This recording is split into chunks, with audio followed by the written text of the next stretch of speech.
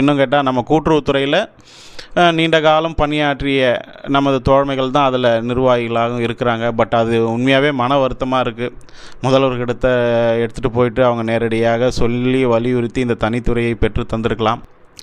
தனித்துறை அப்படின்ற ஒரு விஷயம் இந்த அரசு அறிவித்தது நமக்கு வழங்கிட்டாங்களா அப்படின்னு சொல்லணும். இந்த அரசு சூப்பர், எங்கள் ரேஷன் கடை பணியாளர்களை காப்பாற்றிய அரசு, அவருடைய வாழ்வாதாரத்தை உயர்த்திய அரசு அப்படின்னு சொல்லணும்லாம் ஆசை தான்.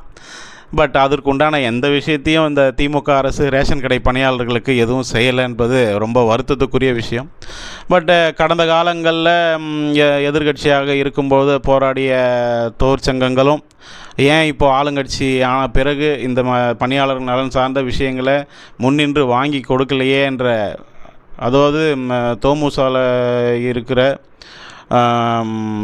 தொழிற்சங்கங்கள் எல்லாமே மூத்த முன்னோடிகள். அவங்களுக்கு எல்லா விஷயங்களும் அவங்களுக்கு தெரியும். எதை எப்பப்போ எப்படி வாங்கணுன்ற அந்த ஸ்கில் அவங்களுக்கு நிரம்ப உண்டு. இன்னும் கேட்டால் நம்ம கூட்டுறவுத்துறையில் நீண்ட காலம் பணியாற்றிய நமது தோழமைகள் தான் அதில் நிர்வாகிகளாகவும் இருக்கிறாங்க. பட் அது உண்மையாகவே மன வருத்தமாக இருக்குது. முதல்வர்கிட்ட எடுத்துகிட்டு போயிட்டு அவங்க நேரடியாக சொல்லி வலியுறுத்தி இந்த தனித்துறையை பெற்று தந்திருக்கலாம்.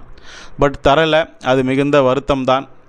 இருந்தாலும் அனைவரும் ஒன்று சேரணும்னு சொல்கிறோம். அது எந்தளவுக்கு சாத்தியம்னு தெரில.